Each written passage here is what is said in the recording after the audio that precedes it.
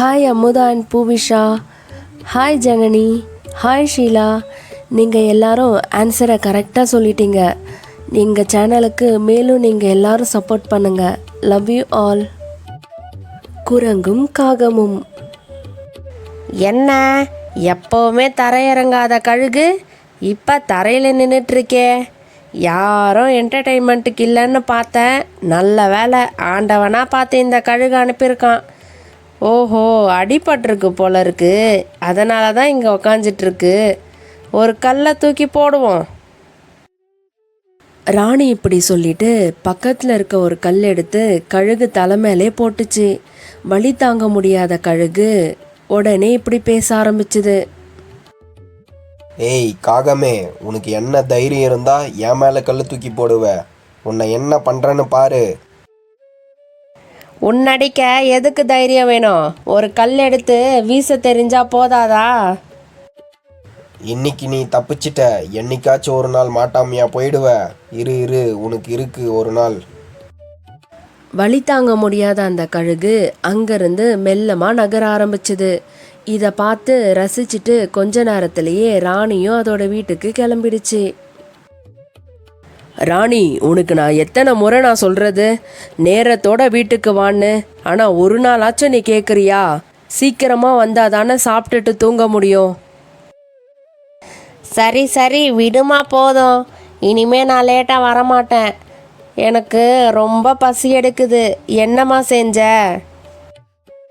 விற்கிற விலைவாசிக்கு என்ன செய்யறதுனே தெரியல.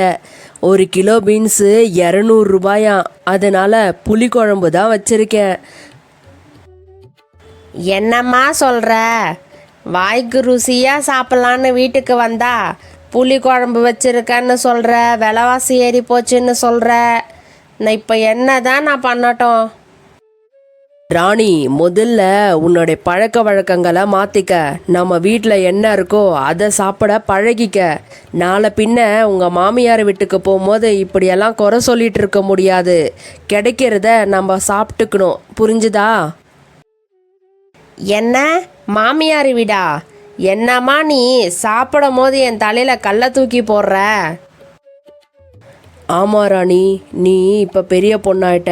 இன்னும் கொஞ்ச நாளில் உனக்கு கல்யாணம் வேற பண்ணி வைக்கணும். இனிமே வாச்சோம் கொஞ்சம் பொறுப்பாக நடந்துக்க. சரிம்மா, காலையில் என் ஃப்ரெண்டை பார்க்க போனோம். நான் போய் தூங்குறேன். மறுநாள் காலையில் ராணி சொன்ன மாதிரியே அவங்க ஃப்ரெண்டை பார்க்க நதிக்கரை கிட்ட போச்சு.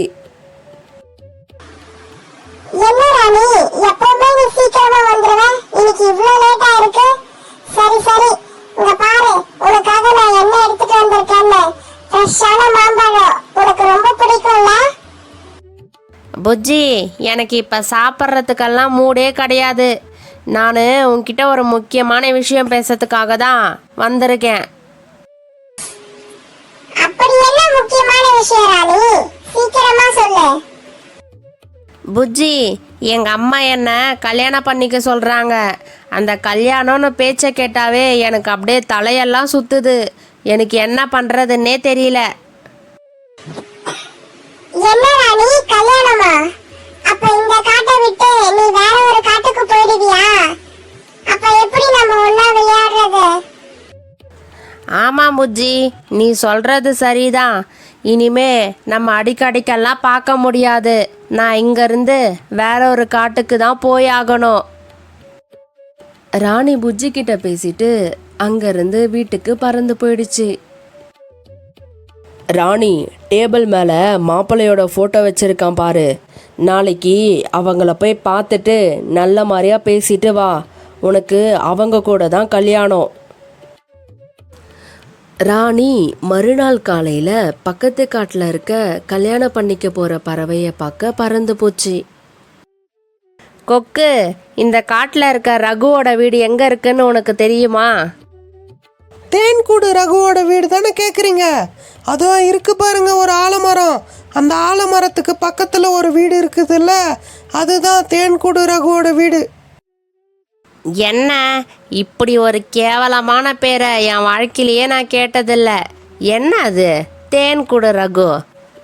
ஐயோ, எங்கள் அம்மா அப்படி சொல்லவே இல்லை. சரி, நான் பார்த்துக்கிறேன். ராணி வழி கேட்டு ரகுவோட வீட்டுக்கு போயிடுச்சு. அங்கிள் அங்கிள், இது ரகுவோட வீடு தானே? நான் ரகுவை பார்க்கணும். வாமா, இது ரகுவோட வீடுதான்.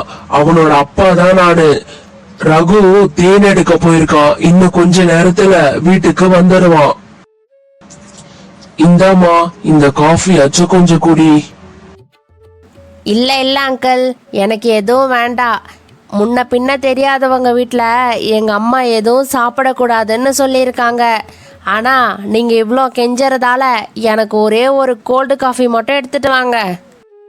ராணி கோல்டு காஃப் குடிக்கிறதுக்குள்ள ரகுவும் வீட்டுக்கு வந்துடுச்சு. எங்கள் அம்மா பேர் ரோஜா. நீங்கள் தான் என்னை கல்யாணம் பண்ணிக்க போகிறதா எங்கள் அம்மா சொன்னாங்க. அதனால தான் உங்களை பார்த்து பேசிட்டு போகலான்னு வந்தேன். ஓ, ரோஜா ஆண்டியா? சரி சரி, சொல்லுங்க, நீங்கள் என்னை பற்றி என்ன தெரிஞ்சுக்கணும்? உங்களை பற்றி அப்புறமா தெரிஞ்சுக்கிறேன். முதல்ல நீங்கள் எடுத்துட்டு வந்த கொஞ்சம் தேனை எனக்கு ஊற்றி கொடுங்க. ராணி இப்படி ரகு கிட்ட கேட்டு தேனை வாங்கி குடிச்சது. கொஞ்ச நேரம் கழிச்சு ரகு ராணி கிட்ட பேச ஆரம்பிச்சது. வந்ததுலேருந்து சாப்பிட்டுட்டே இருக்கீங்க. உங்களை எனக்கு ரொம்ப பிடிச்சிருக்கு. என்ன உங்களுக்கு பிடிச்சிருக்கா? எனக்கும் உங்களை ரொம்ப பிடிச்சிருக்கு. சரி சரி, எனக்கு ரொம்ப நேரம் ஆயிடுச்சு, நான் கிளம்புறேன். ராணி ரகு கிட்ட பேசிட்டு வீட்டுக்கு கிளம்பிடுச்சு. என்ன ராணி, மாப்பிள்ளைய பார்த்துட்டு வந்திருக்க? அவங்க வீடெல்லாம் பிடிச்சிருக்கா? முக்கியமா ரகுவை பிடிச்சிருக்கா உனக்கு?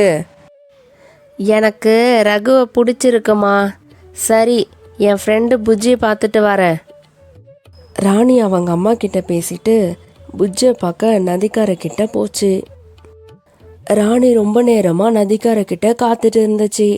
ஆனால் புஜ்ஜி வரவே இல்லை. அதனால ராணி கொஞ்ச நேரம் தேடி பார்த்துட்டு இருந்துச்சு. அப்போ ஒரு மனுஷன் புஜ்ஜியை கூடையில் அடைச்சி கொண்டு போயிட்டு இருந்தான். ஐயையோ, என் ஃப்ரெண்டு புஜ்ஜியை வேட ஒருத்தர் தூக்கிட்டு போகிறானே, இப்போ நான் என்ன பண்ணுறது? உடனே ரகுவை கூப்பிட்டு இந்த விஷயத்த சொல்லி எப்படியாச்சும் புஜ்ஜியை காப்பாற்றியே ஆகணும். ரகு கிட்ட நடந்த விஷயத்த சொல்ல ராணி ரொம்ப வேகமாக பறந்து போச்சு. ரகு ரகு, உங்களோட உதவி எனக்கு தேவை. என் நண்பன் ரொம்ப பெரிய ஆபத்தில் இருக்கான். தயவு செய்து வந்து காப்பாத்துங்க, வாங்க. ராணி, நீ முதல்ல பதட்டப்படாத. நான் உனக்கு கண்டிப்பாக உதவி பண்ணுவேன். முதல்ல என்ன ஆச்சுன்னு சொல்லு. ராணியும் நடந்த எல்லா விஷயத்தையும் ரகு கிட்ட சொல்ல ஆரம்பிச்சது. உடனே ரெண்டு பேரும் வேக வேகமாக புஜ்ஜியை காப்பாற்ற பறந்து போனாங்க. இந்த குரங்க நாளைக்கே சர்க்கஸ்காரனுக்கு விற்றுட்டு ஒரு நல்ல காசை நம்ம பார்த்துடணும். அந்த மோசமான வேட்டைக்காரன் இப்படி மனசுக்குள்ள நினச்சிட்டு கொஞ்ச நேரம் கழிச்சு வீட்டில இருந்து வெளியே போனான். சமயம் பார்த்து காத்துட்டு இருந்த ரகுவும் வீட்டுக்குள்ள வந்து புஜ்ஜியை காப்பாத்திட்டு கூட்டிட்டு போனாங்க. புஜ்ஜி, இவர் மட்டும் இல்லைன்னா உன்னை காப்பாற்றிருக்கவே முடியாது. இவர் தான் முழுக்க முழுக்க உன்னை காப்பாத்தினது. அது மட்டும் இல்லை, இவரை பேர் ரகு. இவரை தான் நான் கல்யாணம் பண்ணிக்க போகிறேன். ஓஹோ, அப்படியா ராணி? கேட்கவே ரொம்ப சந்தோஷமா இருக்கு. உங்க ஜோடி பொருத்தம் சூப்பரா இருக்கு. புஜ்ஜி இப்படி சொன்னதும் ராணிக்கு ரொம்பவே வெக்கமாயிடுச்சு. அதனால ரகுவும் ராணியும் அவங்க வீட்டுக்கு கிளம்புனாங்க. புஜ்ஜி யாருக்குமே எந்த ஒரு கெடுதலுமே நினச்சதே கிடையாது. அவனுக்கே இப்படி ஒரு சோதனை வந்துடுச்சு. ஆனால் நான் மற்றவங்களுக்கு எல்லாருக்குமே கஷ்டத்தை மட்டும்தான் கொடுத்துருக்கேன். இனிமேவாச்சும் யாருக்குமே எந்த ஒரு கெட்டதுமே நான் பண்ணவே மாட்டேன். தப்பி தவறி கூட நான் பண்ணிடவே மாட்டேன்.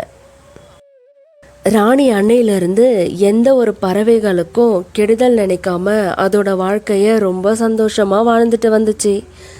அது மட்டும் இல்லை, ரகுவை கல்யாணம் பண்ணிக்கிட்டு அவங்களோட வாழ்க்கை ரொம்ப சந்தோஷமாக இருந்தது. தமிழ் கார்ட்டூன் ஸ்டோரிக்கு லைக், ஷேர் பண்ணுங்க, சப்ஸ்கிரைப் பண்ணிட்டு மறக்காம உங்க நேம கமெண்ட் பண்ணுங்க. தேங்க்யூ.